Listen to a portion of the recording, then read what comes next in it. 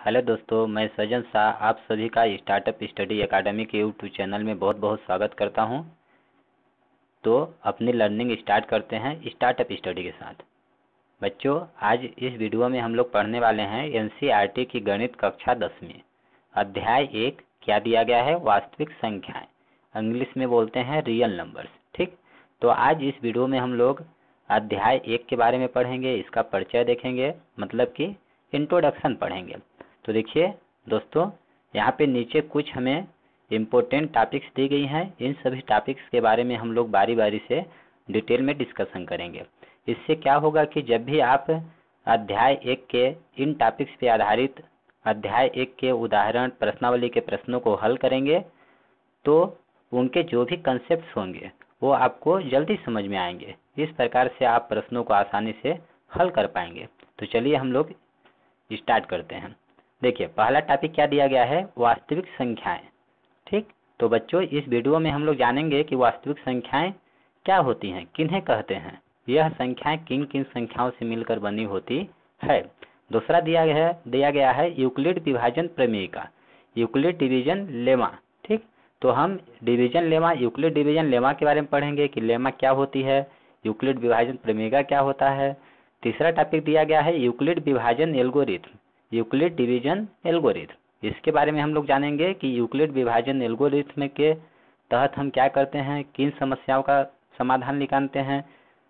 ठीक, अगला दिया गया है अंक गणित के आधारभूत प्रमेय, फंडामेंटल थ्योरम ऑफ अरिथमेटिक। ठीक, तो हम लोग देखेंगे कि अंक गणित का आधारभूत प्रमेय क्या होता है, इसके तहत हम किन किन समस्याओं का हल करते हैं। अगला दिया गया है अभाज्य गुणनखंड, प्राइम फैक्टराइजेशन। तो अभाज्य गुणनखंड क्या होता है, किसी भी संख्या का अभाज्य गुणनखंड कैसे ज्ञात किया जाता है, इसके बारे में डिटेल में डिस्कशन करेंगे। अगला टॉपिक दिया गया है अभाज्य गुणनखंड विधि से मतलब महत्तम समवर्तक अर्थात एचसीएफ और लघुत्तम समवर्तक मतलब कि एलसीएम ज्ञात करना हम लोग सीखेंगे। सातवां टॉपिक दिया गया है परमेय संख्याएं और उनके दशमलव प्रसार, decimal expansion of rational number. तो एक कोई रेशनल नंबर हमें दी गई हो तो उसका डेसिमल एक्सपेंशन अर्थात परमेय संख्या का दशमलव प्रसार हम लोग कैसे करते हैं, विस्तृत में हम इसका इन सभी टॉपिक्स के बारे में डिस्कशन करेंगे। तो चलिए हम लोग स्टार्ट करते हैं। पहला टॉपिक दिया गया है वास्तविक संख्याएं। वास्तविक संख्याएं, ठीक, वास्तविक संख्याएं क्या होती हैं? रियल नंबर्स इसको बोलते हैं इंग्लिश में। यह क्या होता है? सभी संख्याओं का संग्रह, समूह वास्तविक संख्या कहलाता है। सभी जितने भी बच्चों आपने 9वीं कक्षा तक जितनी भी संख्याओं के बारे में, जिन जिन संख्याओं के बारे में आपने पढ़ा है, उन सभी संख्याओं का संग्रह अर्थात समूह ही क्या कहलाता है? वास्तविक संख्याएं कहलाता है। तो हमने 9वीं कक्षा तक किन किन संख्याओं के बारे में पढ़ा था? हम जानते हैं कि प्राकृतिक संख्याओं के बारे में हमने पढ़ा था, पूर्ण संख्या, पूर्णांक संख्या, भाज्य संख्या, अभाज्य संख्या और सम संख्या, विषम संख्या, परिमेय संख्या, अपरिमेय संख्या। इन सभी संख्याओं के बारे में हमने कक्षा 9वीं में अध्ययन किया था। ठीक, अब उन्हीं संख्याओं को 10वीं कक्षा में उन सभी संख्याओं के बारे में हम लोग अध्ययन करेंगे अर्थात वास्तविक संख्या के बारे में पढ़ेंगे। तो चलिए 9वीं कक्षा तक जिन जिन संख्याओं के बारे में हमने पढ़ा था उसका थोड़ा सा हम अभी रिवीजन कर लेते हैं। पहला क्या है? प्राकृतिक संख्या। तो प्राकृतिक संख्या क्या होती है? प्राकृतिक संख्या इसको बोलते हैं इंग्लिश में नेचुरल नंबर्स और काउंटिंग नंबर भी बोलते हैं। तो देखिए बच्चों, काउंटिंग नंबर, काउंटिंग हम लोग कहाँ से स्टार्ट करते हैं? यदि आपके सामने कोई चीज रखी हो गई हो, कुछ चीजें रखी गई हो, तो आप काउंटिंग कैसे करेंगे, कैसे उन्हें गिनेंगे? एक से प्रारंभ करेंगे। ऐसा थोड़ी होता है 0 से प्रारंभ करेंगे, 1 से प्रारंभ करेंगे। तो 1 2 3 4 5 6 इस तरह से हम गिनेंगे। कहाँ तक? यह कभी नहीं खत्म होगा, अनंत तक। तो इस प्रकार से 1 से लेकर अनंत तक जाने वाली संख्याओं को ही हम गणनीय संख्या या फिर प्राकृतिक संख्या कहते हैं। दूसरा दिया गया है पूर्ण संख्या। पूर्ण संख्या इसको इंग्लिश में बोलते हैं होल नंबर्स। ठीक, अब पूर्ण संख्या क्या होती हैं? यदि प्राकृतिक संख्याओं में हम यहाँ से देखिए 1 2 3 4 5 डॉट डॉट अनंत तक, ये सभी क्या है? प्राकृतिक संख्याएं हैं। यदि प्राकृतिक संख्याओं में हम 0 को शामिल कर लें तो क्या हो जाएगा, ये संख्याएं क्या हो जाएंगी, पूर्ण संख्याएं कहलाएंगी। इस प्रकार से हम कह सकते हैं कि पूर्ण संख्याएं 0 से प्रारंभ होकर अनंत तक जाती हैं। इसको हम याद कैसे रखेंगे, देखिए यहाँ पे एक शब्द क्या दिया है, होल। यहाँ पे क्या दिया है, होल। और हम जानते हैं बच्चों होल कैसे रहता है, ऐसे 0 की तरह। अर्थात हम समझ जाएंगे कि होल नंबर्स क्या होता है, 0 से प्रारंभ होकर अनंत तक जाने वाली संख्याएं होल नंबर्स पूर्ण संख्याएं कहलाती हैं। अगला टॉपिक दिया गया है पूर्णांक संख्याएं। हम लोग समझेंगे कि पूर्णांक संख्याएं किसे कहते हैं, इंटीजर्स नंबर्स क्या होता है। तो पूर्णांक दो प्रकार के होते हैं, एक धनात्मक पूर्णांक होता है और एक ऋणात्मक पूर्णांक होता है। बच्चों हम जानते हैं संख्या रेखा पर, यहाँ पे देखिए हमने एक संख्या रेखा ले ली और हम जानते हैं कि संख्या रेखा पर बीच में क्या होता है, 0 होता है, 0। अब संख्या रेखा पर 0 के दायां साइड, इधर क्या है, दायां है, ठीक। 0 के दायां साइड धनात्मक मान होता है, जैसे 1 2 3 4 5 6 7 इसी तरह से अनंत तक। तो इन सभी संख्याओं को हम क्या बोलते हैं, धनात्मक पूर्णांक बोलते हैं।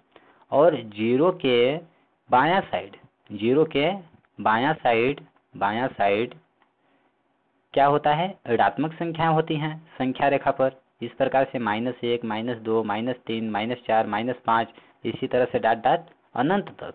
तो इन सभी संख्याओं को हम ऋणात्मक पूर्णांक कहते हैं। और 0 जो होता है उसे न तो ऋणात्मक ना ही धनात्मक ना ही ऋणात्मक पूर्णांक कहते हैं। क्यों, क्योंकि 0 को आप चाहे +0 लिखिए या फिर -0 लिखिए, दोनों का मान तो 0 ही होगा, इसलिए यह दोनों में शामिल है, ठीक। तो इस प्रकार से बच्चों हमने जान लिया कि पूर्णांक संख्याएं क्या होती हैं, सभी धनात्मक संख्याएं ऋणात्मक संख्याएं 0 के साथ मिलकर पूर्णांक संख्याएं बनाती हैं। अब यहाँ पे पूर्णांक में एक शब्द लिखा है पूर्ण। पूर्ण मतलब पूरा पूरा, अर्थात ये जो संख्याएं हैं चाहे वो धन में हो चाहे ऋण में हो, लेकिन रहेंगे पूरा पूरा, ठीक। मतलब कि दशमलव के रूप में नहीं रहेंगी और बटे के रूप में नहीं रहेंगे, अंडर रूट के रूप में नहीं रहेंगे। जैसे 1/2 यह एक पूर्णांक नहीं है क्योंकि यह बटा के रूप में है, क्या होना चाहिए, पूर्ण होना चाहिए। अब यहाँ पे आप ले लीजिए, और यदि हम ले लेते हैं 1.25, ये भी देखिए पूरा पूरा नहीं है, दशमलव के रूप में है, इसलिए पूर्णांक संख्या नहीं कहलाएगी। अब अंडर रूट में संख्या ले लीजिए, रूट में जैसे 2 ले लिया तो देखिए अंडर रूट में 2 यहाँ कहीं आ रहा है, नहीं आ रहा है, यह रूट में है, अर्थात यह संख्या पूरी पूरी नहीं है। तो इन संख्याओं को हम पूर्णांक संख्या नहीं कहेंगे। पूर्णांक संख्याएं क्या होती हैं, पूरा पूरा होती हैं। अगला देखिए क्या दिया गया है, अभाज्य संख्याएं। हम जानेंगे कि अभाज्य संख्याएं किसे कहते हैं, इंग्लिश में इसको बोलते हैं प्राइम नंबर्स।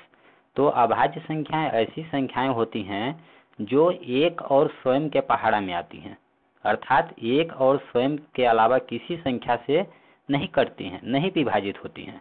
जैसे 2 देखिए 1 के पहाड़ा में आएगा, 2 के पहाड़ा में आएगा। 3 1 के पहाड़े में आएगा, 3 के पहाड़े में आएगा। इसी तरह से 5 7 11 13 17 19 23 29 इसी तरह से अनंत तक ये सभी संख्याएं क्या कहलाती हैं, अभाज्य संख्याएं कहलाती हैं। सिंपल सा आपको याद रखना है कि अभाज्य संख्याएं जो होती हैं वो किसी के पहाड़ा में नहीं आती हैं, एक के अलावा और स्वयं के अलावा किसी अन्य संख्या के पहाड़ा में नहीं आती हैं।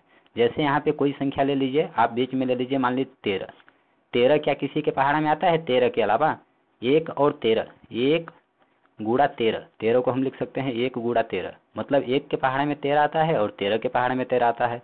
इसके अलावा किसी और संख्या के पहाड़ा में 13 नहीं आता है, तो हम कह सकते हैं कि 13 क्या है, एक अभाज्य संख्या है। इस तरह से बच्चों अभाज्य संख्या की हम पहचान करते हैं। अगला दिया गया है भाज्य संख्या। अब हम जानेंगे कि भाज्य संख्याएं किसे कहते हैं, कंपोजिट नंबर क्या होता है। तो ऐसी संख्याएं जो अभाज्य न हो उन्हें हम भाज्य संख्या कहते हैं, या फिर ऐसी संख्याएं जो पूरा पूरा विभाजित हो जाए। देखिए भाज्य मतलब विभाज्य हो, जो एक और स्वयं के अलावा किसी अन्य संख्या से विभाज्य हो, उन्हें हम भाज्य संख्याएं कहते हैं। मतलब कि 4 देखिए जो है 1 गुणा 4, इसको तो हम लिख ही सकते हैं, 1 के पहाड़े में आएगा, 4 के पहाड़े में आएगा, लेकिन 4 क्या है, 2 के पहाड़ा में भी आएगा, 2 दूना 4, हम ऐसे लिख सकते हैं। तो देखिए जब यह 1 और 4 जो है जब एक और स्वयं से कटती है जो संख्या, उसे हम बोलते हैं अभाज्य संख्या। लेकिन यहाँ पे 4 जो है 1 से भी कट रही है, 4 से भी कट रही है, 2 से भी कट रही है, इसलिए यह क्या है, भाज्य संख्या है। अर्थात वह संख्या जो एक और स्वयं के अलावा किसी अन्य संख्या से कट जाए, तीसरी संख्या से कट जाए, उसे हम बोलते हैं भाज्य संख्या। अब देखिए 6, 6 1 और 6 से तो कटेगा ही, 2 से कटेगा मतलब 2 के पहाड़े में आ जाएगा, 3 के पहाड़े में आ जाएगा, इसलिए यह भाज्य संख्या है। इसी प्रकार से 8 9 10 12, 12 देखिए 2 के पहाड़े में आता है, 3 के पहाड़े में, 4 के पहाड़े में, इसलिए यह संख्याएं क्या कहलाएंगी, भाज्य संख्याएं कहलाएंगे। अब आगे हम लोग जानेंगे कि परमेय संख्याएं किसे कहते हैं, रेशनल नंबर्स। ठीक, जिन्हें ऐसी संख्याएं जिन्हें p/q के रूप में लिखा जा सके, जहां p और q पूर्णांक हो, q डज नॉट इक्वल 0 हो, तो उन्हें हम परमेय संख्याएं कहते हैं। परमेय संख्या एक शब्द आपको याद रखना है बिल्कुल। परमेय क्या होता है, संख्या जिसे p/q के रूप में लिखा जा सके। जैसे कोई संख्या हमें दी गई है यहाँ पे 4/5, ठीक, तो 4/5 अब हम देखेंगे कि 4/5 p/q के रूप में है, p/q के रूप में है, ये तो बात सही है। अब कंडीशन क्या है कि p और q पूर्णांक होना चाहिए, तब p देखिए 4 है जो कि एक पूर्णांक है, यहाँ पे हमने पढ़ा था धनात्मक पूर्णांक, और q 5 है q के बराबर जो कि एक पूर्णांक है, मतलब कि 4/5 एक परमेय संख्या कहलाएगी। 4/5 एक क्या है, परमेय संख्या है। इसी तरह से हम 5/4 लिख दें तो 5/4 परमेय संख्या है या नहीं है, 4/5/4 भी परमेय संख्या है, क्योंकि यह p/q के रूप में है और p और q के स्थान पे 5 4 है जो कि दोनों पूर्णांक हैं। अब इसी तरह से हम -5/4 ले लें तो -5/4 भी एक परमेय संख्या है, क्योंकि -5 पूर्णांक है और 4 भी पूर्णांक है। इसी तरह से नीचे हम -4 ले लेते हैं तो -5/-4 ये भी एक परमेय संख्या है। ठीक, अब आगे हम ले लेते हैं कोई संख्या जैसे 0 हम मानते हैं कि 0 परमेय संख्या है या नहीं है। कैसे चेक करेंगे, देखिए 0 के बटा में किसी भी संख्या के बटा में हम 1 लिख सकते हैं, तो 0 के बटा में हमने 1 लिख दिया तो यहाँ पे 0 क्या हो गया, p/q के रूप में हो गया। अर्थात p क्या है, जहाँ पूर्णांक है, q भी पूर्णांक है, इसलिए 0/1 मतलब 0 एक पूर्ण संख्या कहलाएगी, 0 एक परमेय संख्या कहलाएगी। ठीक, अर्थात बच्चों हमने यह समझा कि संख्या रेखा पे जितनी संख्याएं हैं, ठीक, जैसे यहाँ पे 4 है तो 4/1 लिख सकते हैं, 0 है तो 0/1 लिख सकते हैं, यहाँ पे -2 है तो -2/1 लिख सकते हैं। तो संख्या रेखा पे जितनी भी संख्याएं हैं सभी संख्याएं परमेय संख्याएं कहलाती हैं, मतलब कि सभी पूर्णांकों को हम परमेय संख्या बोल सकते हैं। अगला दिया गया है हमें अपरमेय संख्याएं। अब हम लोग जानेंगे कि अपरमेय संख्याएं इरेशनल नंबर्स किसे कहते हैं। ठीक, तो चलिए हम लोग जानते हैं।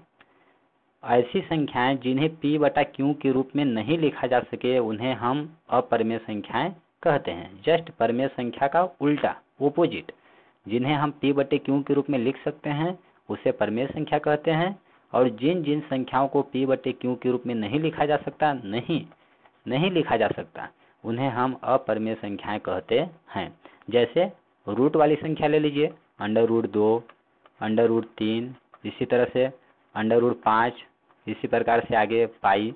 अब देखिए ये सभी संख्याएं अपरमेय संख्याएं हैं। अब आप बोलेंगे कि √2 के बटा हम 1 तो लिख सकते हैं, तो यह तो परमेय संख्या होगी p/q के रूप में, लेकिन बच्चों ऐसा नहीं है।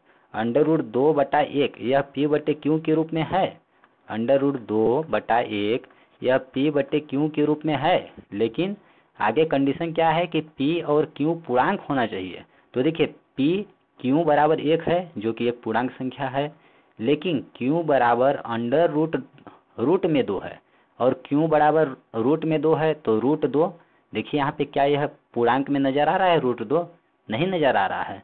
अर्थात √2 जो है वह पूर्णांक नहीं है, मतलब कि हम कह सकते हैं कि जब p पूर्णांक नहीं है तो यह पूरी संख्या p/√2/1 मतलब √2 परमेय संख्या अपरमेय संख्या होगी, परमेय संख्या नहीं कहलाएगी। इतना समझ में आ गया। अब देखिए क्या दिया गया, पाई। अब आप बोलेंगे पाई का मान तो 22/7 होता है, हमने पढ़ा है, तो पाई तो ये पाई बराबर 22/7 होता है। 22/7 p/q के रूप में है जो कि एक परमेय संख्या है। तो बच्चों 22/7 एक परमेय संख्या है, लेकिन पाई अपरमेय संख्या है। अब आप सोचेंगे कि 22/7 पाई का मान होता है तो यह तो परमेय संख्या है, लेकिन यह अपरमेय संख्या कैसे हुई।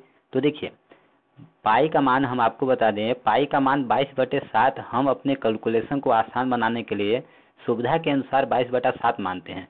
एक्चुअल पाई का मान 22/7 के बराबर नहीं होता है। पाई का जब हम विस्तार प्रसार करेंगे तो मान आता है इसका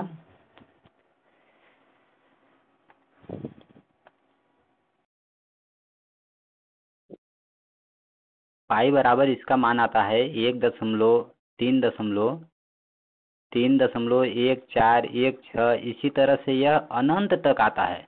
एक्चुअल पाई का मान अभी तक कोई भी पाई का अभी तक मान नहीं बता सका है कि पाई का मान एक्चुअल क्या होगा। तो पाई का मान जब दशमलव प्रसार करेंगे तो 3.1416, इसी तरह से यह अनंत तक आता है।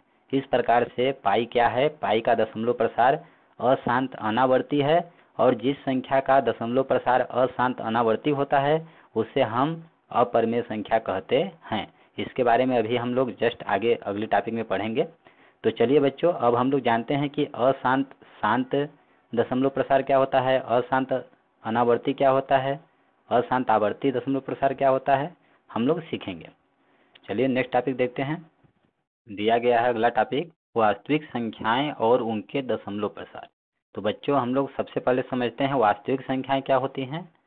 सभी संख्याओं का समूह वास्तविक संख्याएं कहलाता है, अर्थात परिमेय संख्याएं और अपरिमेय संख्याएं दोनों संख्याओं को हम वास्तविक संख्याएं कहते हैं। इस प्रकार से वास्तविक संख्याओं को हमने दो भाग में बांट दिया, परिमेय संख्या और अपरिमेय संख्या। ठीक, अब हम लोग जानेंगे परिमेय संख्या क्या होती है। तो अभी हमने पढ़ा कि परिमेय संख्या ऐसी संख्याएं होती हैं जिन्हें p/q के रूप में लिखा जा सके। जहाँ p और q क्या है, पूर्णांक हैं, तब इन्हें हम परिमेय संख्या कहते हैं। और दूसरा क्या है, जब दो संख्याओं को आपस में भाग करने पर उनका दशमलव प्रसार अगर शांत दशमलव हो तो उन्हें हम परिमेय संख्या कहते हैं, और जिन संख्याओं का दशमलव प्रसार अशांत आवर्ती हो उसे भी हम परिमेय संख्या कहते हैं।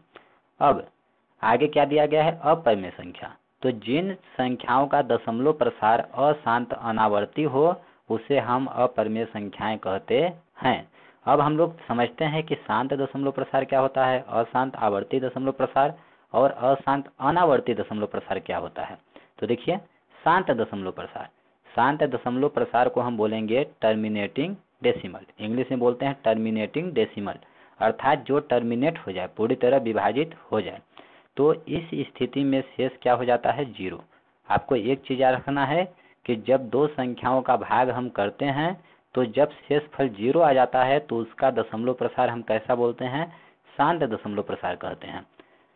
मतलब कि दो संख्याओं का भाग देने पर जब दशमलव के बाद कुछ अंकों के बाद संख्या पूरी तरह विभाजित हो जाती है, अर्थात शेषफल जीरो आ जाता है, तो हम कह सकते हैं कि इसका दशमलव प्रसार कैसा है, शांत दशमलव प्रसार है। जैसे हम एग्जाम्पल के लिए लेते हैं 1/2। अब 1/2 का मतलब है कि 2 से 1 को भाग कीजिए। ठीक, चलिए हम भाग करते हैं, क्या आता है। यहाँ से देखिए 2 से 1 क्या है, छोटा है, तो भाग न जाए लब्धे शून्य, ऐसा हम लोग लगाते हैं। यहाँ पे हम दशमलव लगाएंगे, दशमलव जीरो, तो यहाँ पे भी दशमलव जीरो लगाएंगे। ठीक, इस प्रकार से यह कितना बन गया, 10 बन गया। अब 2 पंचे 10, 10 में 10 घटाएंगे, देखिए क्या आ जाएगा, पूरा कट गया, जीरो आ गया।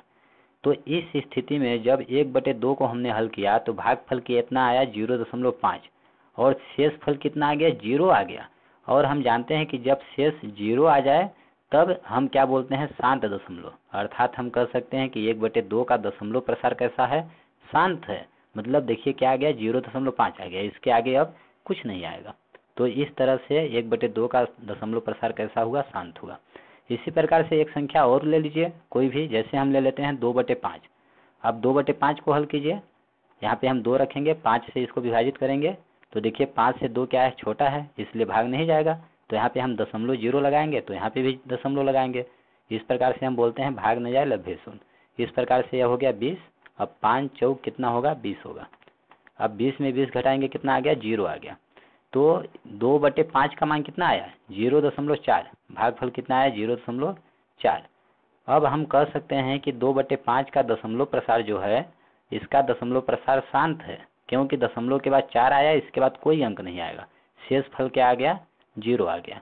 तो ऐसी दो संख्याओं का दशमलव प्रसार, ऐसी दो संख्याएं जिनको भाग करने पर दशमलव के बाद अंकों की पुनरावृत्ति न हो अंक अंक क्या हो जाए, शांत हो जाए, अर्थात शेषफल क्या आ जाए, 0 आ जाए, तो उन्हें हम उनका दशमलव प्रसार कैसा बोलेंगे, शांत दशमलव प्रसार बोलते हैं।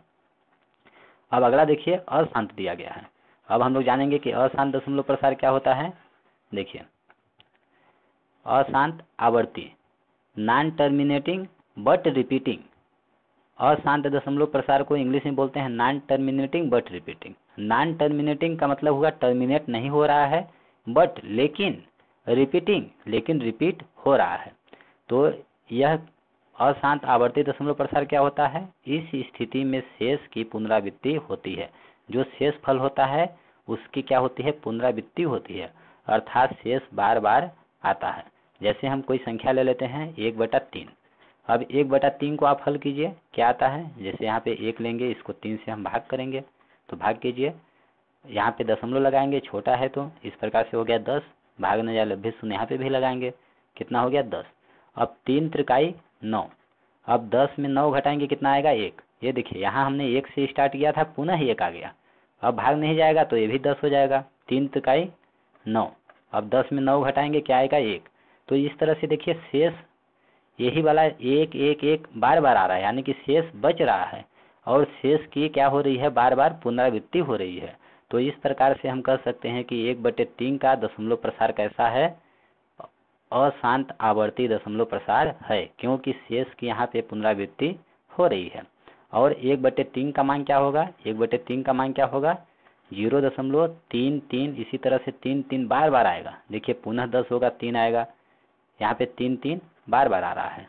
तो इसको हम कैसे लिखते हैं, 0.3 के ऊपर बिंदी लगा देंगे। इसका मतलब क्या दर्शा रहा है बिंदी, कि 3 का यहाँ पे रिपीटेशन है, बार बार रिपीट हो रहा है। या इसी को लिख सकते हैं हम 0.3 के ऊपर बार, बार का मतलब कि 3 बार बार आ रहा है दशमलव के बाद।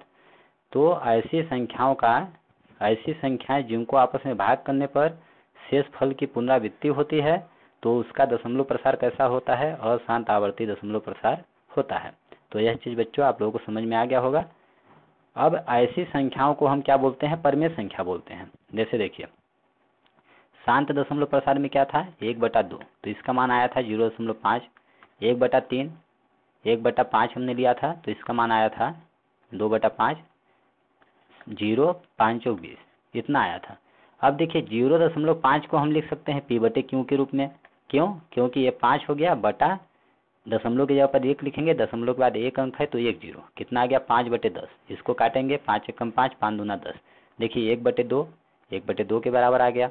1/2 क्या है, p/q के रूप में है, इसलिए हम 0.5 को एक परिमेय संख्या कहेंगे। 0.5 क्या है, एक परिमेय संख्या है। अब अशांत आवर्ती, ऐसी संख्या जिसका दशमलव प्रसार क्या हो, अशांत आवर्ती हो। तो 1/3 का दशमलव प्रसार कैसा है, अशांत आवर्ती है, मतलब कि दशमलव के बाद अंक की पुनरावृत्ति हो रही है। तो इस संख्या को हम p/q के रूप में कैसे लिखेंगे, 1/3 का मान आया 0.3 की पावर 12। अब इसको p/q के रूप में हम कैसे लिखेंगे, देखिए हम संख्या क्या दी गई है, 3 बटा, अब दशमलव और बार को हटाने के लिए हम क्या करते हैं, बटे में 9 लिखते हैं। तो इस तरह से आ गया 0.3 बार का मान क्या होगा, 3/9, जो कि p/q के रूप में है। आगे कटेगा तो हम काट देंगे, 3 एकम 3, 3 त्रिकाई 9, इस प्रकार से 1/3 आ गया। देखिए 1/3 को हमने हल किया तो इतना आया था, इतना को हमने हल किया तो 1/3 आया। 1/3 क्या है, p/q के रूप में है, जो कि एक परिमेय संख्या है। तो हम समझ सकते हैं कि जो संख्या p/q के रूप में होती है, दशमलव प्रसार शांत होता है, दशमलव प्रसार अशांत आवर्ती होता है, वह परिमेय संख्या होती है। अब अपरिमेय संख्या के बारे में समझेंगे, ये इसका दशमलव प्रसार कैसा होता है, अशांत अनावर्ती। तो देखिए क्या दिया गया है, अशांत अनावर्ती, नॉन टर्मिनेटिंग नॉट रिपीटिंग। ठीक, नॉन टर्मिनेटिंग मतलब टर्मिनेट नहीं हो रहा है, अशांत है, और नॉन रिपीटिंग मतलब दशमलव के बाद अंक की पुनरावृत्ति, नॉन रिपीटिंग मतलब पुनरावृत्ति नहीं हो रही है। तो लिखेंगे इस स्थिति में शेष की पुनरावृत्ति नहीं होती है। ठीक, तो ऐसे संख्याओं के दशमलव प्रसार को क्या बोलते हैं, अशांत अनावर्ती। जैसे रूट वाली संख्या ले लीजिए, रूट में 2, रूट में 3, रूट में 5, पाई। ठीक, ये सभी, इन सभी संख्याओं का दशमलव प्रसार अशांत अनावर्ती है। क्यों, जैसे देखिए √2 का मान क्या होता है, 1.2 4 1 4 इसी तरह से डॉट डॉट अनंत तक। ठीक, अंकों के दशमलव के बाद पता नहीं क्या क्या अंक आते हैं, हमें नहीं पता है। ठीक ना, तो इस प्रकार से √2 क्या है, इसका दशमलव प्रसार अशांत अनावर्ती है। और हम जिस संख्या का दशमलव प्रसार अशांत अनावर्ती होता है वो अपरिमेय संख्या कहलाती है। इसी तरह से √3 का मान हो जाएगा 1.732, इसी तरह से आगे आता जाता है। ठीक, √5 का मान हो गया 2.414, इसी तरह से आगे आता जाता है 2.236। ठीक, अब पाई का मान क्या होता है, पाई का मान होता है 3.1416, इसी तरह से आता जाता है। ठीक, तो इस तरह से पाई भी क्या होगी, एक अपरिमेय संख्या कहलाएगी, क्योंकि इसका दशमलव प्रसार कैसा है, अशांत अनावर्ती है।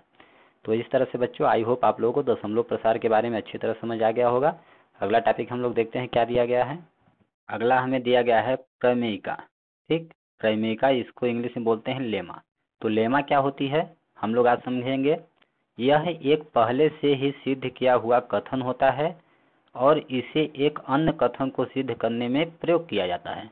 देखिए बच्चों, लेमा क्या होती है, यह एक पहले से सिद्ध किया हुआ कथन होता है और इस कथन की मदद से हम एक अन्य कथन को सिद्ध करने के लिए इसका प्रयोग करते हैं।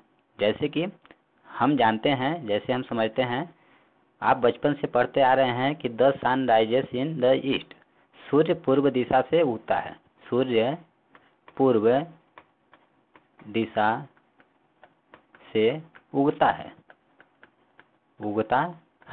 ठीक, ये हमें बताया गया है कि ये कथन पहले से दिया गया है, सिद्ध किया हुआ है कि सूर्य हमेशा पूर्व दिशा से ही उगता है। ठीक, तो इस कथन के आधार पे, एक कथन हमें पहले से दिया गया है, इस कथन के आधार पे अन्य कथन को हम सिद्ध करेंगे। क्या सिद्ध करेंगे कि जब सूर्य पूर्व दिशा से उगता है तो सूर्य, हम कह सकते हैं कि सूर्य पश्चिम दिशा में डूबता है, पश्चिम दिशा में डूबता है।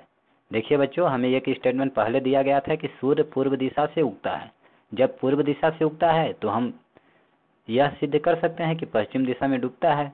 ठीक, अब इसी तरह से हमें बता दिया गया कि 2 + 3 कितना होता है, 5 होता है। ये हमें पहले बताया गया है, अर्थात यहाँ पे 2 है, मतलब 2 चीज कुछ है, 1 2। अब यहाँ पे कितनी चीजें हैं, 3 चीजें हैं, 1 2 3। जब इनको हम जोड़ेंगे तो कितना हो जाएगा, 1 2 3 4 5, कितनी चीजें हो जाएंगी, 5 चीजें हो जाएंगी। ठीक, अब एक कथन हमें पहले से दिया गया है, हमें बताया गया है। अब इसी के आधार पे हम दूसरा कथन सिद्ध करेंगे कि 5 में यदि हम 2 घटा दें तो कितना हमें मिलेगा, 3 मिलेगा। 5 में हम 2 घटा दें तो कितना मिलेगा, 3 मिलेगा। कैसे, देखिए यहाँ पे 5 चीजें हैं, 1 2 3 4 5। अब यहाँ पे कितनी चीजें हैं, 2 चीजें। अब 2 चीजें, इन 5 चीजों में से हमें माइनस करना है, यानी कि 2 चीजें यहाँ से, 2 चीजें हमें काटना है, तो कितना बचा, 3 चीजें। देखिए कितना बचा, 3 चीजें। तो एक दी हुई स्टेटमेंट, एक दिए हुए कथन के आधार पे जब हम दूसरा कथन सिद्ध कर लेते हैं तो हमने यहाँ पे कौन सा मेथड यूज किया, लेमा प्रमेयिका लेमा का यहाँ पे हमने प्रयोग किया कि एक कथन हमें दिया गया है तो उसी के आधार पे अन्य कथन को हमने सिद्ध कर दिया। तो इस तरह से बच्चों प्रमेयिका आपको लेमा समझ में आ गया होगा कि क्या होता है। ठीक, अब हम पढ़ेंगे आगे कि यूक्लिड विभाजन प्रमेयिका क्या होती है। यूक्लिड विभाजन प्रमेयिका, यूक्लिड विभाजन प्रमेयिका, चलिए देखते हैं क्या दिया गया है, क्या होता है। दो धनात्मक पूर्णांक यदि हमें a और b दिए गए हों तो हम a बराबर b³ + r, ठीक, जहाँ 0 से बड़ा है बराबर है r, r से बड़ा है b को संतुष्ट करने वाली पूर्ण संख्याएं q और r ज्ञात कर सकते हैं, अर्थात ऐसी संख्याओं का अस्तित्व है। यहाँ पे बोला गया है कि यदि हमारे पास 2 पूर्ण संख्याएं a और b दी गई हों तो हम 2 अन्य संख्याएं q और r ज्ञात कर सकते हैं। कैसे, देखिए यहाँ पे अगर हमें मान लीजिए 2 पूर्ण संख्याएं a और b दी गई हैं, a और b दी गई हों, तो चलिए इनका हम भाग करते हैं। क्या होगा, a बटा b का मतलब होता है भाग। अब a का कोई हम मान ले लेते हैं, a का मान लीजिए आप 14 ले लीजिए और b के जगह पर आप ले लीजिए 4। ठीक, यहाँ पे a बटा b हमें 2 संख्याएं दी गई हैं, अर्थात 14 बटा 4 दिया गया है। अब इन संख्याओं के आधार पे इनका भाग करके हमें अन्य दो संख्याएं क्यू और आर ज्ञात करनी है। तो हम कैसे करेंगे, 4 से 14 को भाग करेंगे। 4 से 14 को आप भाग कीजिए तो देखिए क्या आएगा, 4 का पहाड़ा ऐसा पढ़िए 14 से अधिक न हो, 4 तिहाई 12, 4 तिहाई क्या होगा 12। अब 14 में 12 घटाएंगे कितना आएगा, 2 आएगा। 4 में 2 गया 2, 1 में 1 गया 0, तो इस प्रकार से कितना आ गया 2। अब इस जो हमें यहाँ पे बच जाता है उसको हम जानते हैं क्या बोलते हैं, शेषफल। क्या बोलते हैं बच्चों, शेषफल। शेषफल मतलब रिमाइंडर, आर से दर्शाते हैं। और जो यहाँ पर जितनी बार हम पहाड़ा पढ़ते हैं, 4 का कितनी बार पहाड़ा पढ़े, 3 बार, 4 तिहाई, तो यहाँ पे जो आता है उसको क्या बोलते हैं, भागफल। क्या हो गया, भागफल। भागफल मतलब क्वोशिएंट, क्यों, ठीक। अब बीच वाली संख्या को क्या बोलते हैं, भाज्य। जिसको हम भाग करते हैं उसको क्या बोलते हैं, भाज्य। और जिस संख्या से हम भाग देते हैं उसको बोलते हैं भाजक। भाजक, ये हो गया भाजक, डिवाइजर, ठीक। जिस संख्या से हम भाग करते हैं उसको डिवाइजर या भाजक बोलते हैं। बीच वाली संख्या भाज्य हो गई। अब बच्चों देखिए यहाँ पे भाजक हमारा क्या है, भाजक क्या है, बी है। भाज्य क्या है, ए है, ए है, ठीक। तो ए और बी दो संख्याएं दी रहेंगी, तो इनके जब इनका भाग करते हैं तो हमें दो अन्य संख्याएं क्यू और आर प्राप्त हो जाता है, ठीक। यही इस कथन में दिया गया है। अब देखिए हम जानते हैं चूंकि भाज्य बराबर क्या होता है, भाज्य बराबर भाजक गुणे भागफल प्लस शेषफल। शेषफल ये हम बचपन से पढ़ते आ रहे हैं। हमने पढ़ा है कि भाज्य बराबर भाजक गुणे भागफल प्लस शेषफल होता है। जहां हमने भाज्य क्या लिया है, ये माना है, ये बराबर भाजक क्या है, बी, गुणा भागफल क्या हमने मान लिया, क्यू, प्लस शेषफल क्या मान लिया, आर। तो देखिए जब हमें ए और बी दो संख्याएं दी गई हो तो इनका भाग करने पर हमें क्यू और आर दो ऐसी संख्याएं प्राप्त होती हैं जो इस मान को, अर्थात ए बराबर B Q plus R, A बराबर B Q plus R, B Q plus R, इसे क्या करती हैं, संतुष्ट करती हैं, ठीक। अब यहाँ पे हम इन मानों को रख के देखेंगे कि संतुष्ट करता है या नहीं करता है। ए बराबर हमें क्या दिया गया है, 14, तो 14 बराबर क्या हो जाएगा, बी भाजक, बी गुणे क्यू भाजक गुणे भागफल, तो 3 गुणा 4, 4 गुणा 3, प्लस क्या होता है शेषफल मतलब आर। यहाँ पे आर दिया गया है, आर क्या है शेषफल, तो प्लस आर कर देंगे। अब इनको हल कीजिए, 4 3 12, 12 में हम 2 जोड़ेंगे तो कितना आएगा, 14। देखिए बच्चों 14 के बराबर 14 आ गया। इसका मतलब हम कह सकते हैं कि भाज्य बराबर भाजक गुणे भागफल प्लस शेषफल के आधार पे अगर दो संख्याएं ए बी दी गई हो तो क्यू और आर ऐसी दो संख्याएं हम प्राप्त कर सकते हैं जो इस इक्वेशन को ए बराबर बी क्यू प्लस आर को पूर्णतः संतुष्ट करती हैं। जहां और आगे कंडीशन क्या दिया गया है कि 0 से बड़ा है बराबर है आर से बड़ा है बी। यहाँ पे दिया गया है 0, ये इसका मुख बंद है यानी 0 छोटा है, तो इधर वाली संख्या क्या होगी, बड़ी होगी। इतना हमें दिया गया है। तो 0 से बड़ा है बराबर है आर, और आर छोटा है बी से, और बी यहाँ पे क्या है, देखिए भाजक है, बी क्या है, भाजक है। और बोला गया है कि आर का मान 0 के बराबर हो सकता है या 0 हो सकता है, 0 के बराबर हो सकता है या 0 से बड़ा हो सकता है। तो आर का मान यहाँ पे 0 हो सकता है और 0 से बड़ा हो सकता है। लेकिन बोला गया है कि बी से क्या होता है, छोटा होता है, और बी क्या है, भाजक, मतलब कि जो शेषफल होता है वह भाजक से हमेशा छोटा होता है। देखिए 4 से 2 क्या है, छोटा है। यहाँ पे 3 हो सकता है, ठीक, जब दूसरी संख्या लेंगे तो। अब यहाँ पे 4 नहीं हो सकता है। अगर यहाँ पे 4 दिया गया है तो यहाँ पे 4 नहीं हो सकता है, क्योंकि 4 अगर रहेगा तो 4 एकम 4, एक बार और भाग चला जाएगा। और 4 से बड़ा यहाँ पे 5 नहीं हो सकता है, क्योंकि 5 रहेगा तो 4 एकम 4, एक बार भाग चला जाएगा। मतलब कि जो शेषफल आएगा, जो शेषफल आता है वह हमेशा भाजक से छोटा होता है। तो इस तरह से बच्चों आप लोगों को यूक्लिड विभाजन प्रमेय समझ में आगे होगी कि जब दो संख्याएं ए बी दी गई हो तो हम दो संख्याएं क्यू और आर ज्ञात कर सकते हैं, जहां ए बराबर बी क्यू प्लस आर होता है, अर्थात भाज्य बराबर भाजक गुणे भागफल प्लस शेषफल होता है। अब अगला टॉपिक हम लोग देखते हैं क्या दिया गया है। अगला टॉपिक हमें दिया गया है एल्गोरिथम। एल्गोरिथम देखिए बच्चों, एल्गोरिथम में क्या होता है, यह एक सुपरिभाषित चरणों डिफाइंड स्टेप्स की एक श्रृंखला होती है जो एक विशेष प्रकार की समस्या को हल करने की एक प्रक्रिया या विधि प्रदान करती है। ठीक, मतलब क्या है इसका?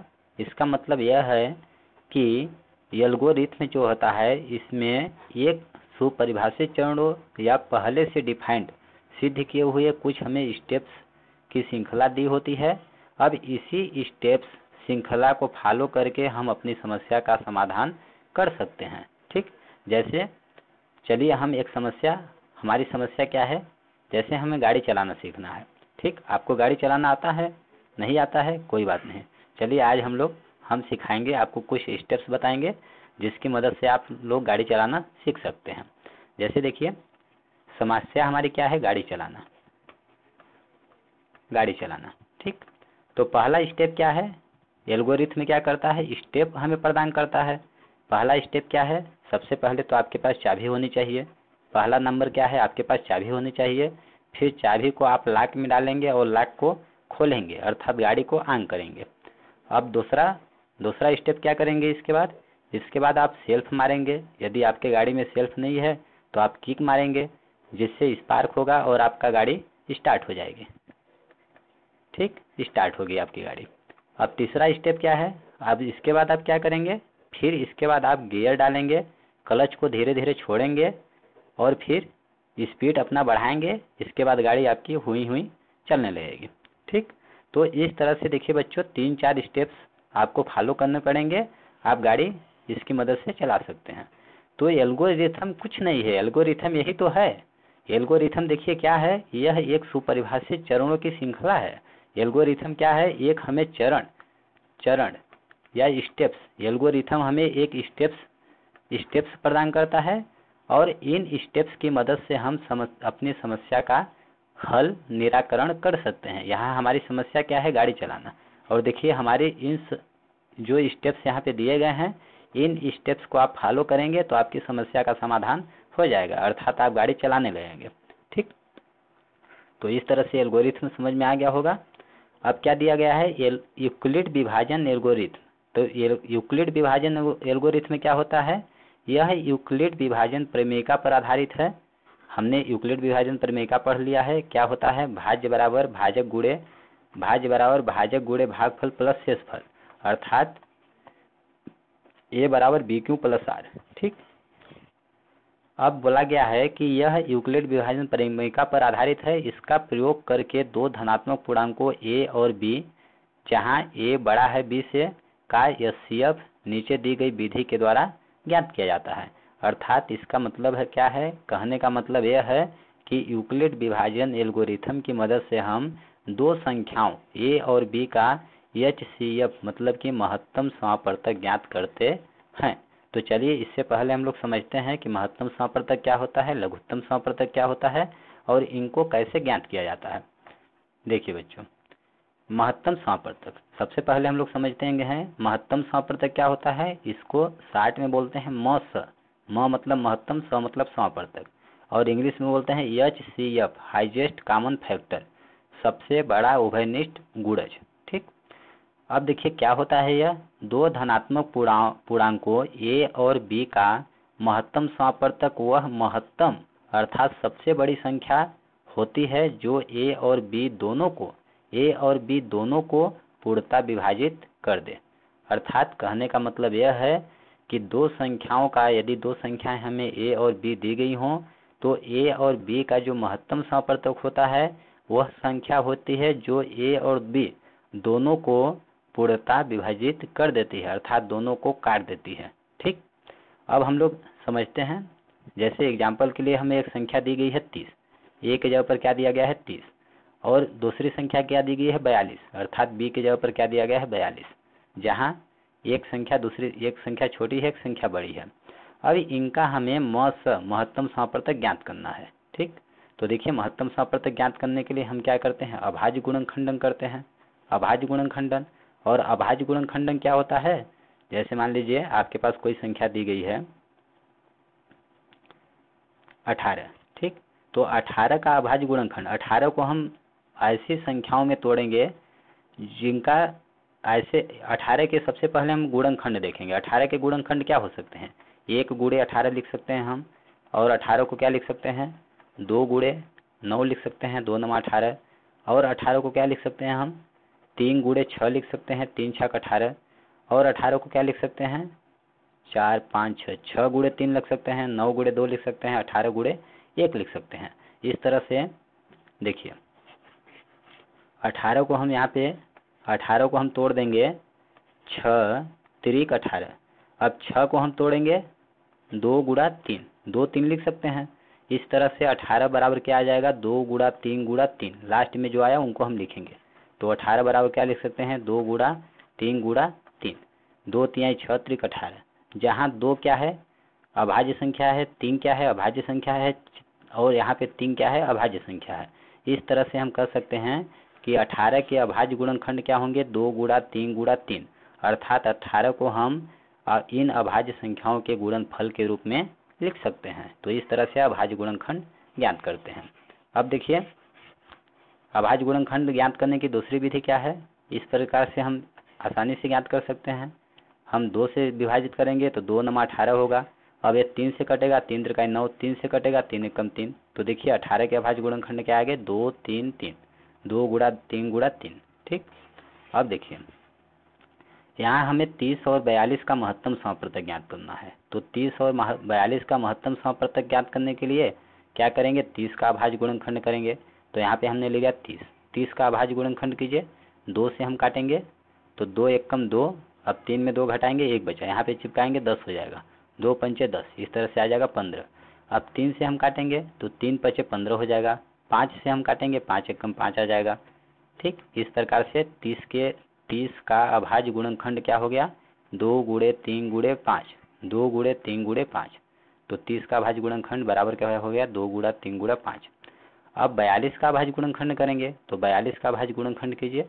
हम 2 से काटेंगे, 2 दूना 4, 2 एकम 2। अब 3 से कटेगा, 3 सते 21।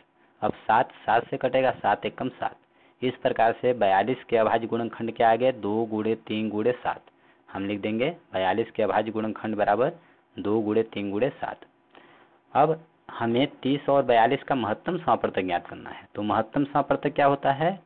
उभयनिष्ठ गुणनखंड। ठीक। यहाँ पे दिया है हाईएस्ट कॉमन फैक्टर HCF, मतलब सबसे बड़ा उभयनिष्ठ गुण सबसे बड़ा उभयनिष्ठ फैक्टर मतलब गुणनखंड। तो इन दोनों में 30 के अभाज्य गुणनखंड क्या आ गया? 2 3 5, और 42 के अभाज्य गुणनखंड आ गया 2 3 7। तो इन दोनों में हम देखेंगे कि उभयनिष्ठ क्या है, दोनों में क्या क्या मिल रहा है। देखिए 2 2 दोनों में मिल रहा है तो हम लिख देंगे 2 एक बार, 3 3 मिल रहा है तो हम लिख देंगे 3 लिख देंगे।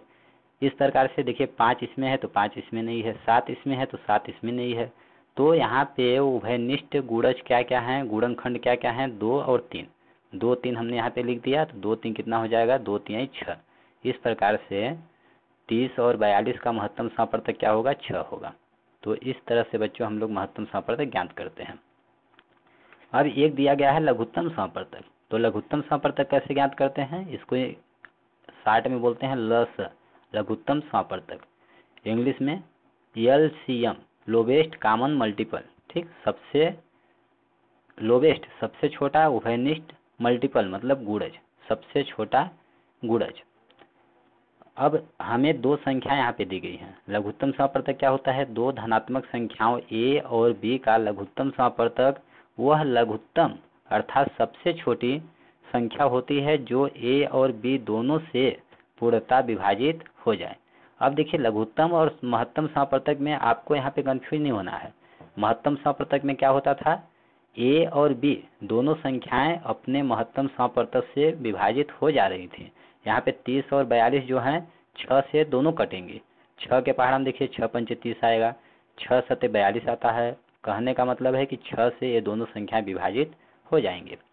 लेकिन लघुत्तम समप्रतक में क्या होता है कि लघुत्तम समप्रतक में जो संख्याएं दी रहेंगी दोनों संख्याओं से लघुत्तम समप्रतक विभाजित होगा। लघुत्तम समप्रतक मतलब कि लघुत्तम समप्रतक जो आएगा संख्याओं से बड़ा होगा और संख्या से वह कटेगा। तो हम लघुत्तम समप्रतक कैसे ज्ञात करते हैं? वही विधि है, 30 का अभाज्य गुणनखंड करेंगे और 42 का अभाज्य गुणनखंड करेंगे। इन दोनों का लघुत्तम समापवर्तक ज्ञात करना है तो इसके बराबर क्या हो जाएगा, लघुत्तम समापवर्तक में हम क्या करते हैं, महत्तम समापवर्तक में हम उभयनिष्ठ गुणनखंड लेते थे, लेकिन लघुत्तम समापवर्तक में हम क्या करेंगे, जो उभयनिष्ठ है उसको तो हम लेंगे ही। इस प्रकार से एक बार 2 ले लेंगे, एक बार 3 ले लेंगे, 2 ले लिया हमने, 3 ले लिया। अब इसके बाद जो संख्या बचेगी उसको भी हम कम से कम एक बार लेंगे। यहाँ पे 5 है, 5 इधर नहीं है तो हम एक बार 5 भी लेंगे। 7 यहाँ पे है, 7 इधर नहीं है तो एक बार 7 भी लेंगे। इस प्रकार से हम 5 भी लेंगे, 7 भी लेंगे। अब गुणा कीजिए, कितना आएगा, 2 3 6, 6 5 30, 30 में 7 का गुणा कीजिए, 3 7 21, 210 आ जाएगा। 0 7 3 21, 210 आया। इस प्रकार से 30 और 42 का लघुत्तम समापवर्तक क्या होगा, 210 होगा। अब बच्चों 210 वह छोटी से छोटी संख्या है जो 30 से भी कटेगी और 42 से भी कटेगी। 210 से छोटी ऐसी कोई संख्या नहीं है जो कि 30 और 42 दोनों से कटे। इससे बड़ी हो सकती है, इससे बड़ी क्या हो सकती है, 210 का गुणज। तो 210 का गुणज कितना, 420 हो जाएगा, 420 दोनों से कटेगा। इस तरह से और आगे। अब बच्चों यहाँ से हमें एक बात यह समझ में आती है कि यदि 2 संख्याएं हमें दी गई हों, संख्याएं यहाँ पे दी गई हैं A और B, 2 संख्याएं दी गई हैं, तो संख्याएं जो होती हैं वह अपने महत्तम समापवर्तक से पूर्णतः करती हैं। देखिए यहाँ पे 2 संख्याएं A और B कितना थी, 30 और 42। तो 30 और 42 का महत्तम समापवर्तक क्या आया था, 6। यहाँ पे हम लिख देंगे 30 और 42 का महत्तम समापवर्तक क्या आया था, 6 आया था। 6 से देखिए 30 भी कटेगा, 6 से 42 भी कटेगा। इस प्रकार से हम कह सकते हैं कि 2 संख्याओं का महत्तम समापवर्तक जो होता है, महत्तम समापवर्तक से वो दोनों संख्याएं पूर्णतः विभाजित हो जाती हैं, कट जाती हैं। ये देखिए इधर साइन दिया गया है। और आगे क्या है कि संख्याओं से लघुत्तम समापवर्तक करता है।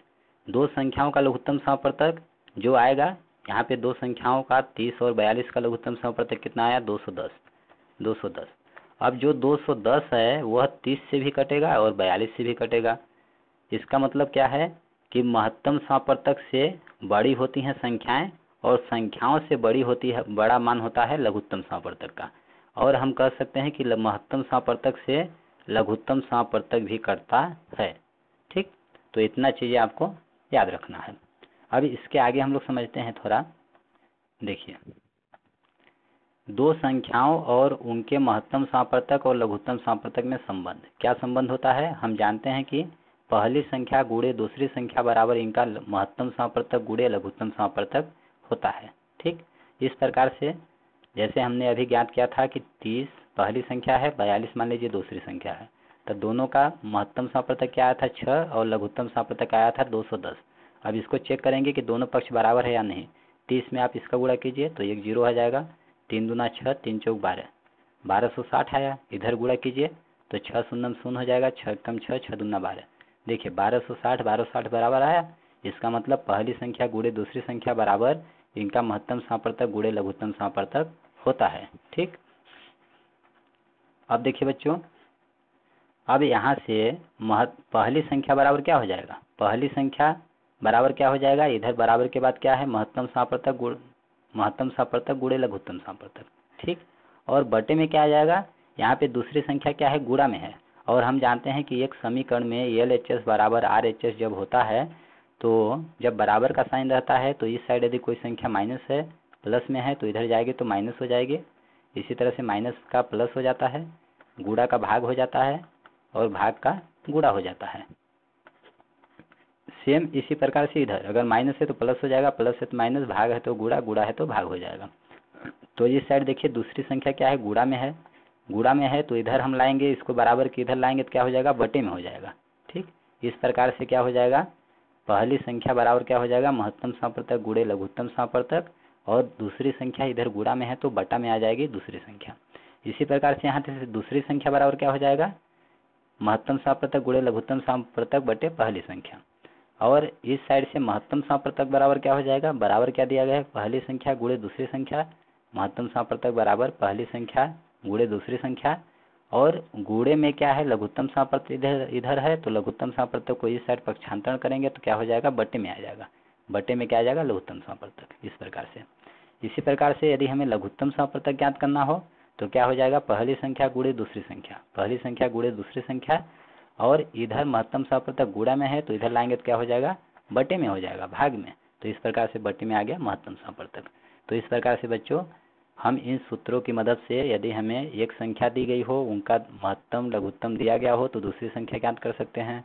उसी तरह से पहली संख्या ज्ञात कर सकते हैं। अगर पहली संख्या दूसरी संख्या दिया गया हो, लघुत्तम सहप्रतक दिया गया हो तो महत्तम हम ज्ञात कर सकते हैं। और पहली संख्या का मान, दूसरी संख्या का मान और महत्तम सहप्रतक दिया गया हो, लघुत्तम सहप्रतक हमें ज्ञात करना हो तो इस सूत्र का प्रयोग करके लघुत्तम सहप्रतक ज्ञात कर सकते हैं। अब हम लोग पढ़ते हैं यूक्लिड विभाजन एल्गोरिथम। अब समझ में आएगा आपको। देखिए बच्चों, दूसरा नंबर यूक्लिड विभाजन एल्गोरिथम। यूक्लिड विभाजन एल्गोरिथम में क्या होता है, यह यूक्लिड विभाजन प्रमेयिका पर आधारित है। इसका प्रयोग करके दो धनात्मक पूर्णांकों a और b का HCF महत्तम सहप्रतक नीचे दी गई विधि के द्वारा ज्ञात करते हैं। अर्थात हमें दो संख्याएं दी गई हों a और b, तो इनका महत्तम सहप्रतक हम यूक्लिड विभाजन एल्गोरिथम की मदद से ज्ञात करते हैं। यूक्लिड विभाजन एल्गोरिथम में क्या होता है, हमें कुछ चरण दिए गए रहते हैं, कुछ स्टेप दिए गए रहते हैं और इन स्टेप की मदद से हम दो संख्याओं का महत्तम सहप्रतक ज्ञात करते हैं। तो चलिए स्टेप क्या है, पहला स्टेप क्या है, Q और R ज्ञात करने के लिए यूक्लिड विभाजन प्रमेयिका का प्रयोग कीजिए, जहां a बराबर BQ प्लस R हो। ठीक, अगर हमें a और b दो संख्याएं दी गई हैं तो Q और R हम कैसे ज्ञात कर सकते हैं, a बराबर BQ प्लस R के रूप में, जहां R क्या है, R देखिए बड़ा है, बराबर है 0 के और b से क्या है, छोटा है, अर्थात भाजक से छोटा है। अब दूसरा चरण दिया गया है, यदि R बराबर 0 नहीं है तो HCF, यदि R बराबर 0 है तब HCF क्या होगा, b का मान होगा। b क्या है, मतलब भाजक, तब हमारा भाजक ही HCF होगा। यदि R बराबर 0 नहीं है तो b और R पर यूक्लिड विभाजन प्रमेयिका का प्रयोग करेंगे। तब अब हम किस पे प्रयोग करेंगे, b और R पर, b पर और R पर यूक्लिड विभाजन प्रमेयिका लगाएंगे। अर्थात जो हमारा पहले भाजक था और शेषफल था उस पर हम यूक्लिड विभाजन प्रमेयिका का प्रयोग करेंगे। अब तीसरा चरण दिया गया है, इस प्रक्रिया को तब तक जारी रखेंगे जब तक कि शेषफल शून्य न आ जाए, जब तक कि शेषफल शून्य प्राप्त न हो जाए। इस स्थिति वाला भाजक ही AB का HCF होगा, साथ ही HCF AB बराबर HCF BR। ठीक, अर्थात कहने का मतलब है कि हम इस प्रक्रिया को कब तक दोहराएंगे, जब तक कि शेषफल शून्य न आए, और अंत में जब शेषफल शून्य आ जाएगा तो उसके ऊपर वाला उस स्थिति में जो भाजक होगा वही हमारा संख्या AB का महत्तम सहप्रतक होगा। अब चलिए हम इसको संख्यात्मक मान लेके हल करते हैं, फिर आपको अच्छी तरह से समझ में आएगा। देखिए यहाँ पे क्या दिया गया है, दो धनात्मक पूर्णांक a और b। हम यहाँ पे दो धनात्मक पूर्णांक ले लेते हैं, a और b। ठीक, a का मान हम ले लेते हैं 30 और b का मान ले लेते हैं हम, a का मान बड़ा मान हम ले सकते हैं। ठीक, a का मान a के जगह पर 42 ले लीजिए आप, और b के जगह पर हम ले लेते हैं 30। अब देखते हैं 42 और 30 में बड़ा कौन है, 42 बड़ा है। अब हम 42 और 30 का महत्तम सहप्रतक ज्ञात करेंगे इन चरणों का प्रयोग करते हुए। तो चूंकि सबसे पहले हम लोग भाग करेंगे, 30 को आप भाग कीजिए, छोटी संख्या से भाग कीजिए बड़ी संख्या को, 42 को। तो देखिए 30 से कम क्या होगा, 30। अब घटाएंगे क्या आ जाएगा, 2 आ जाएगा, यहाँ पे 1 आ जाएगा, तो यह शेषफल आ गया। अब हम जानते हैं कि चूंकि भाज्य बराबर क्या होता है, भाज्य बराबर होता है भाजक गुणे भागफल प्लस शेषफल। इतना हमें पता है कि भाज्य बराबर होता है भाजक गुणे भागफल प्लस शेषफल। अर्थात भाज्य यहाँ पे ये संख्या क्या कहलाएगी, भाजक, ये कहलाएगी भागफल, और यहाँ पे शेषफल क्या है 12, और भाजक क्या है, भाज्य क्या है 42, भाजक क्या है 30। तो हम लिखेंगे भाज्य बराबर, अर्थात हम इसको भाज्य क्या दिया गया है 42, तो हम लिख देंगे 42 बराबर भाजक क्या है 30 गुणा भागफल 1 प्लस 12। 42 को हम ऐसा लिख सकते हैं, 30 से कम 30, 30 में 12 जोड़ेंगे 42 आएगा। अब देखिए, अब यह पहला चरण बोला गया था कि ए और बी दो संख्याएं दी गई हों, जहां देखिए ए बराबर 42 दिया गया है, बी बराबर 30 दिया गया है। तो अन्य दो संख्या हमें 1 और 12 प्राप्त हो गई, जो किसको दर्शा रही हैं? क्यू और आर को दर्शा रही हैं। क्यू क्या है? भागफल है, और आर क्या है? शेषफल है। देखिए अब आगे बोला गया है कि यदि आर बराबर 0 आ गया हो, शेषफल 0 आ गया हो, तो एचसीएफ क्या होगा? यहाँ बी का मान एचसीएफ होगा, लेकिन यहाँ पे देखिए आर का मान 0 नहीं आया है। तब हम क्या करेंगे? यही क्रिया पुनः दोहराएंगे। अब 30 को जब 30 से 42 को हम विभाजित किए तो शेषफल क्या आ गया? 12 आ गया। अब 12 क्या बोलता है कि चलो भैया तुमने 42 को नहीं विभाजित कर पाया, तो अब हम तुम्हें काटेंगे। ठीक, तो 12 अब किसको काटेगा? 30 को। अब 30 मेरा कहाँ जाएगा? अंदर आ जाएगा। अब 12 से 30 को भाग कीजिए, 12 दूना कितना हो जाएगा? 24 हो जाएगा। 12 दूना 24। अब घटाएंगे, 30 में 24 घटाएंगे कितना आएगा? 6 आएगा। अब यहाँ पे देखिए क्या आ गया? हम लिख सकते हैं अंदर वाली संख्या 30 बराबर, इस 30 बराबर क्या लिख सकते हैं? अब 12 गुणे 2, भाज्य बराबर भाजक गुणे भागफल प्लस शेषफल होता है। ठीक, तो हमने लिख दिया 30 बराबर 12 दूना 24 6 30, 12 गुणे 2 प्लस 6। अब यहाँ पे देखिए शेषफल पुनः शेषफल 6 आ गया, शेषफल हमारा 0 नहीं आया। अब यह यूक्लिड विभाजन एल्गोरिथम में क्या बोलता है कि हमें यह क्रिया तब तक दोहरानी है जब तक कि शेषफल 0 ना आ जाए। तो यहाँ पे देखिए 6 आया है। अब 12 30 को पूरी तरह विभाजित नहीं कर पाया, शेषफल 6 आ गया। अब 6 किसको काटेगा? 12 को काटेगा।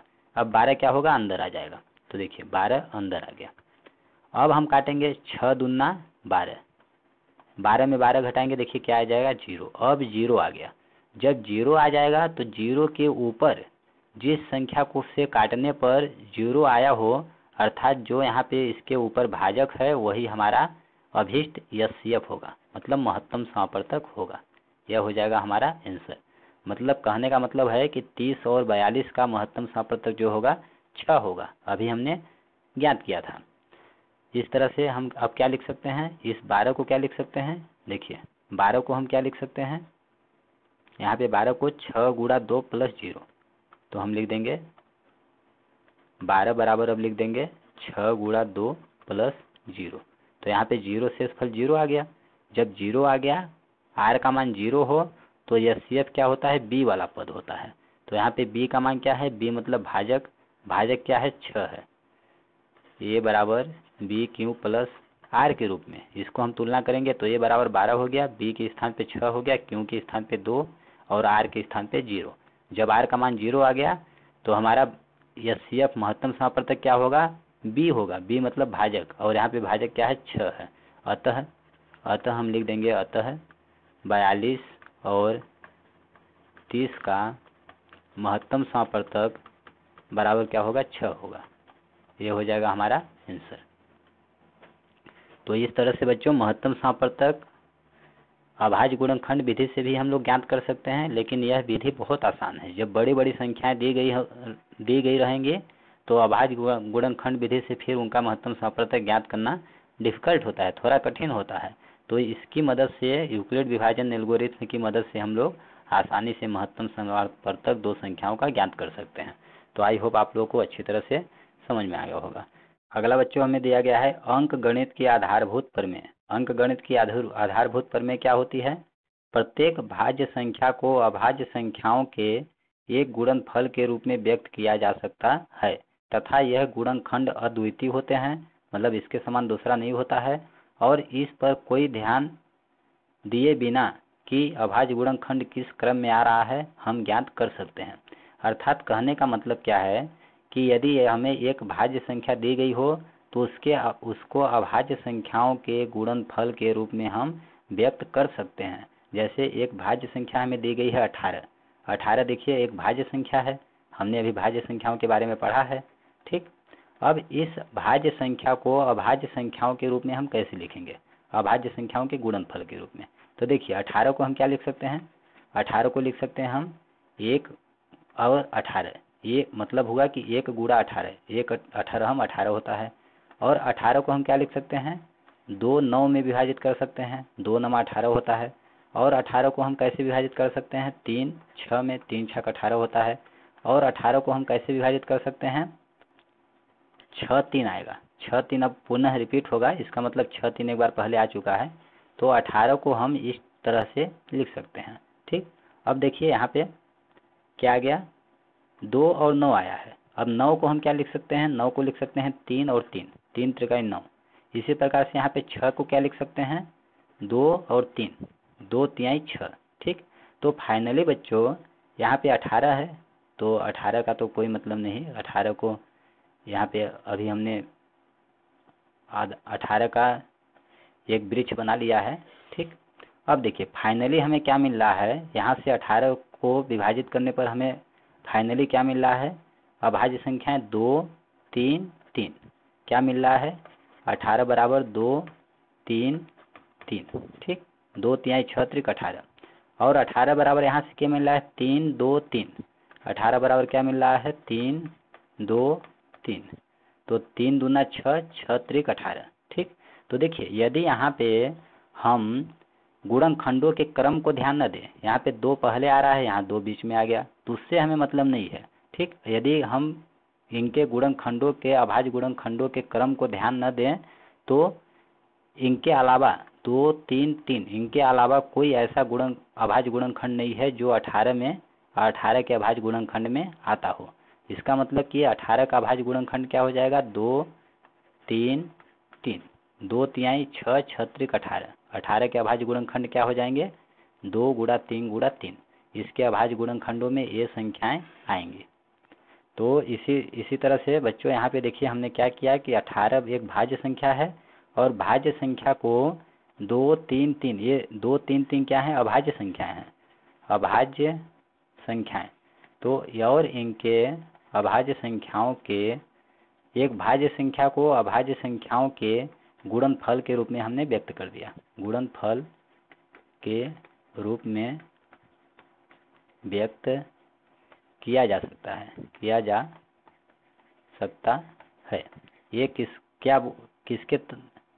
यह नियम किसका है, अंकगणित की आधारभूत प्रमेय के अनुसार, कि एक भाज्य संख्या को अभाज्य संख्याओं के गुणनफल के रूप में व्यक्त किया जा सकता है। अब चलिए अगला टॉपिक हम लोग देखेंगे क्या दिया गया है। देखिए बच्चों यहाँ पे नीचे हमें यहाँ पे कुछ प्रमेय दिए गए हैं, हमारे बुक में दिए गए हैं प्रमेय 1.3, प्रमेय 1.4, प्रमेय 1.5, प्रमेय 1.6, प्रमेय 1.7। तो इन सभी प्रमेय का डिटेल में डिस्कशन हमने एक अलग वीडियो में किया है। सभी जितने भी प्रमेय दिए गए हैं 1 से लेकर 7 तक के प्रमेय का आप वह वीडियो एक बार अवश्य देखें, इस वीडियो के डिस्क्रिप्शन में लिंक आपको दे दिया जाएगा। तो चलिए फिलहाल इनको हम थोड़ा स्पीड से समझते हैं ऐसे ही, कि क्या दिया गया है। प्रमेय 1.3 दिया गया है, यदि P कोई अभाज्य संख्या है और P क्या है, एक अभाज्य संख्या है, और P a स्क्वायर को विभाजित करता है, तो P a को भी विभाजित करेगा। a क्या है, एक धनात्मक पूर्णांक है। ठीक, तो चलिए हम यहाँ पे P एक कोई अभाज्य संख्या लेते हैं, जैसे P हमने ले लिया, P का मान क्या ले लिया, 2 ले लिया। 2 क्या है, एक अभाज्य संख्या है। ठीक, और बोला गया है कि P a स्क्वायर को विभाजित करती है। a स्क्वायर का मान हमने क्या ले लिया, मान लीजिए सपोज दैट हमने 16 ले लिया। ठीक, कोई भी संख्या हम जैसे 16 ले लिया, a स्क्वायर बराबर हमने ले लिया 16। अब बोल रहा है कि P जो है a स्क्वायर को विभाजित कर रहा है, P हमारा क्या है, 2 है, जो कि 16 को विभाजित कर रहा है। देखिए 2 से हम काटेंगे, 2 अट्ठे 16, कितना आ गया, 8 आ गया। ठीक, तब क्या आगे बोल रहा है कि P a को भी विभाजित करेगा। अब a स्क्वायर बराबर क्या है, 16 है, तो a बराबर क्या होगा, a बराबर क्या हो जाएगा, स्क्वायर इधर जाएगा तो रूट 16 होगा। रूट 16 का मतलब क्या हुआ कि रूट 4 गुणा 4, 4 चौक 16, और हम जानते हैं रूट के अंदर जिस संख्या का जोड़ा बनता है वह संख्या बाहर आ जाती है, तो 4 बाहर आ जाएगा। इस प्रकार से a का मान कितना होगा, 4, अर्थात 16 किसका स्क्वायर है, 4 का स्क्वायर है। जब 16 2 से कट रहा है तो यह 4 जो है इसका वर्गमूल भी 2 से कटेगा। तो देखिए 4 को हम 2 से काटेंगे तो 2 दूना 4, 2 से कट गया। इसका मतलब हम कह सकते हैं कि यदि P कोई अभाज्य संख्या है और यह ये स्क्वायर को विभाजित कर रही है, तो a को भी विभाजित करेगी। ठीक, अगला दिया गया है कि √2, √3 इत्यादि अपरिमेय संख्याएं हैं। वैसे तो बच्चों हम लोग जानते हैं कि √2, √3 ये अपरिमेय संख्या हैं, लेकिन कैसे हैं ये हमें सिद्ध करना है। ठीक, तो हमने एक वीडियो में सिद्ध किया हुआ है, सभी प्रमेयों का अध्ययन किया है, वह वीडियो आप लोग एक बार अवश्य देखें, सब आपको आपका सारा कंसेप्ट क्लियर हो जाएगा। चलिए अब फ्री हार्ड इसको हम समझते हैं। क्या दिया गया है? Under root 2। अंडर रूट क्या 2 क्या है? एक अपरिमेय संख्या है। कैसे? देखिए, जब अंडर रूट 2 का दशमलव प्रसार हम करते हैं तो इसका आता है 1.414 इस तरह से मान आता रहता है, अर्थात इसका दशमलव प्रसार क्या है? अशांत अनावर्ती है, अशांत अनावर्ती। और बच्चों, अशांत अनावर्ती का मतलब हुआ अशांत, नॉन टर्मिनेटिंग, मतलब टर्मिनेट नहीं हो रहा है, और अनावर्ती का मतलब हुआ नॉन रिपीटिंग, मतलब दशमलव के बाद अंकों की पुनरावृत्ति नहीं हो रही है, अलग अलग अंक आ रहे हैं। और हम जानते हैं जिस संख्या का दशमलव प्रसार अशांत अनावर्ती होता है उसे एक हम क्या बोलते हैं? अपरिमेय संख्या, अपरिमेय संख्या बोलते हैं। इस प्रकार से अंडर रूट 2 क्या हो जाएगा? एक अपरिमेय संख्या हो जाएगी। इसी तरह से अंडर रूट 3 को जब हम लोग हल करेंगे तो अंडर रूट 3 का मान आता है 1.732 इसी तरह से आता रहता है। तो ये भी, इसका भी दशमलव प्रसार क्या है? अशांत अनावर्ती है, इसलिए यह क्या है? एक अपरिमेय संख्या है। अब आगे दिया गया है परिमेय 1.5 हम लोग को दिया गया है। मान लीजिए x एक परिमेय संख्या है, ठीक, हम मान लेते हैं x क्या है? एक परिमेय संख्या है। और आगे बोला गया है जिसका दशमलव प्रसार शांत है, ठीक। तब हम x को p/q के रूप में व्यक्त कर सकते हैं, जहां p और q क्या हैं? सह अभाज्य संख्याएं हैं। q का अभाज्य गुणनखंड 2 की घात n इंटू 5 की घात m के रूप का है, जहां m n ऋणात्मक पूर्णांक है। ऋणात्मक पूर्णांक का मतलब होता है non negative, non negative, negative मतलब कि ऋणात्मक मान नहीं है। m n क्या है? ऋणात्मक मान नहीं है, अर्थात धनात्मक संख्याएं हैं, ठीक। तो चलिए हम लोग एक परिमेय संख्या लेते हैं जिसका दशमलव प्रसार क्या है? शांत है। तो हम परिमेय संख्या ले लेते हैं, जैसे कि 1/2, ठीक,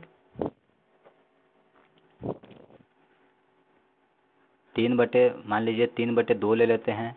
और एक परिमेय संख्या ले लेते हैं हम 3/5 ले लेते हैं, और एक ले लेते हैं 9/10, 2 3 लेते हैं हम। अब देखिए 3/2 को जब हल करेंगे तो 2 से 3 को विभाजित करेंगे तो 2 एकम 2 भाग नया लभ्य शून्य, 3 में 2 घटाएंगे 1 बचेगा, 10 हो जाएगा, 2 पंचे 10। इसको हल करेंगे 1.5 आएगा, इसको हल कीजिए, भाग नया लभ्य शून्य 30 हो जाएगा, 5 छक 30 इतना होगा। इसको हल करेंगे तो बटे में क्या है? 10 है, 10 में 1 जीरो है तो एक अंक बाद दशमलव लगा देंगे, 0.9 हो जाएगा। अब देखिए यहाँ पे 3/2, 3/5, 9/10 इनका दशमलव प्रसार कैसा है? शांत है।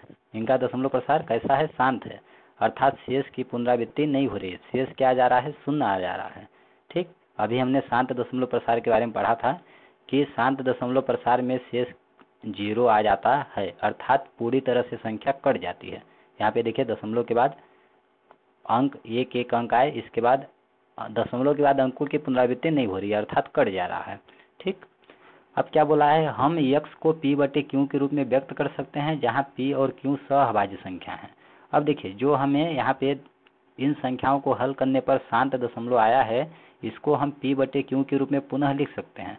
जैसे 1.5 को हम लिख सकते हैं 15/दशमलव की जगह पर 1, इसके बाद एक अंक है तो 1 जीरो। अब इसको हम काटेंगे ऊपर नीचे तो कितना होगा? 5 3 15, 5 दूना 10, देखिए 3/2 आया। इसी तरह से इसको हल कर सकते हैं, 0.6 को 6 लिखेंगे, बटे में दशमलव के जगह पर 1, दशमलव के बाद 1 अंक है इसलिए 1 जीरो। अब काटेंगे तो क्या हो जाएगा? 2 3 6, 2 पंचे 10, कितना आ गया? 3/5, देखिए आ गया। इसी प्रकार से हम लिख सकते हैं 0.9 को 9/दशमलव के जगह पर 1 और 1 जीरो है तो 1 जीरो, ठीक। अब बोला गया है कि p और q सहअभाज्य संख्याएं हैं। देखिए p ऊपर का मान p है, नीचे का मान q है, तो ये क्या है? सहअभाज्य संख्याएं हैं। अब हम समझेंगे कि सहअभाज्य संख्याएं क्या होती हैं।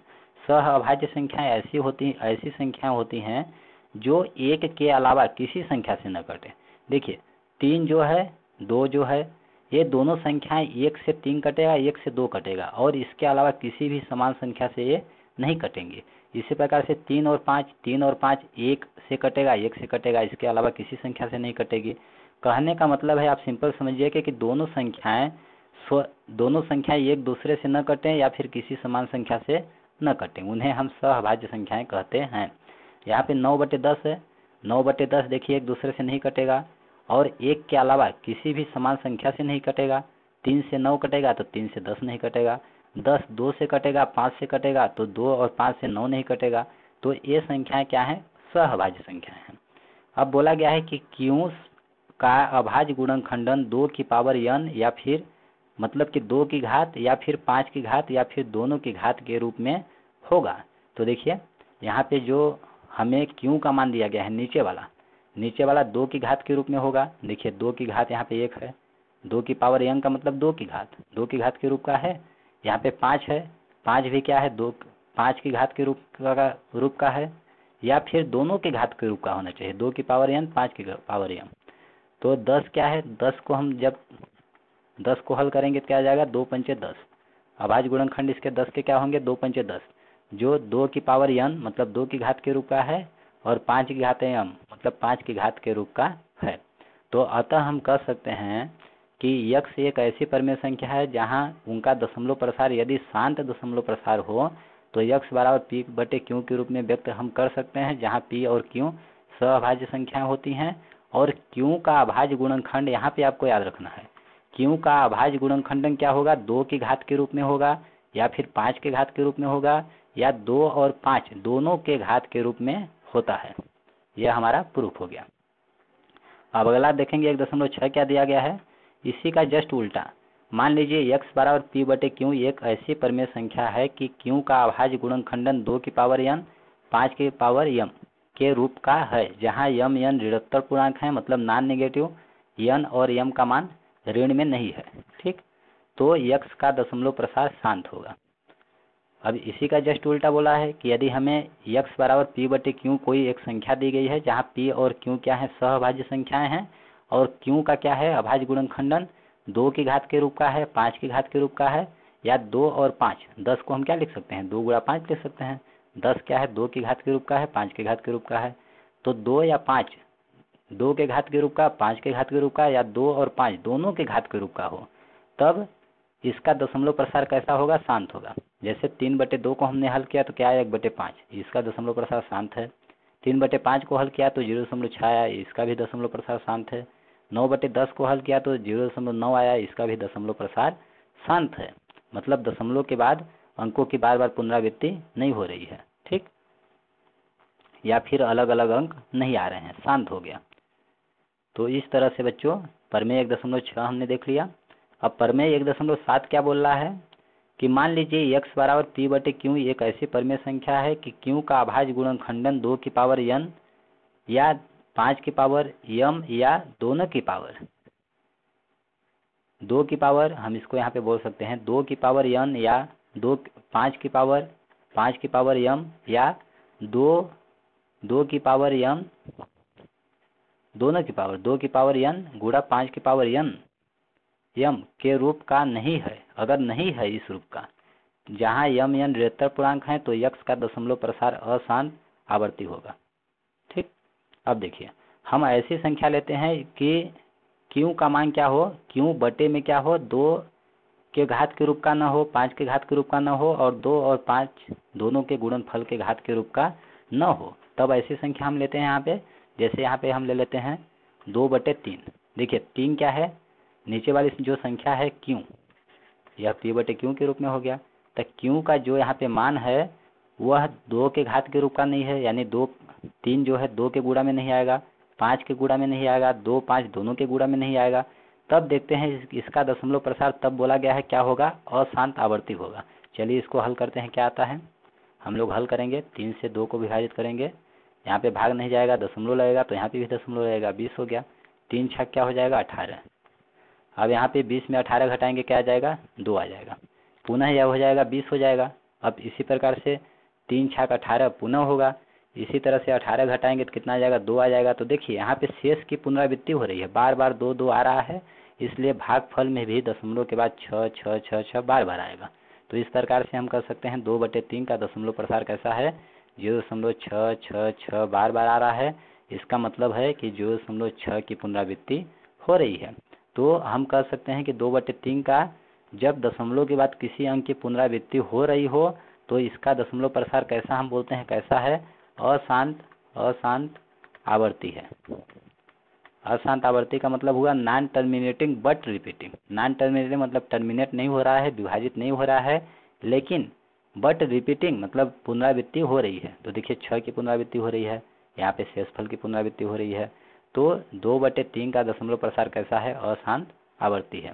तो इस प्रकार से हम कह सकते हैं कि x बराबर p/q एक परिमेय संख्या है।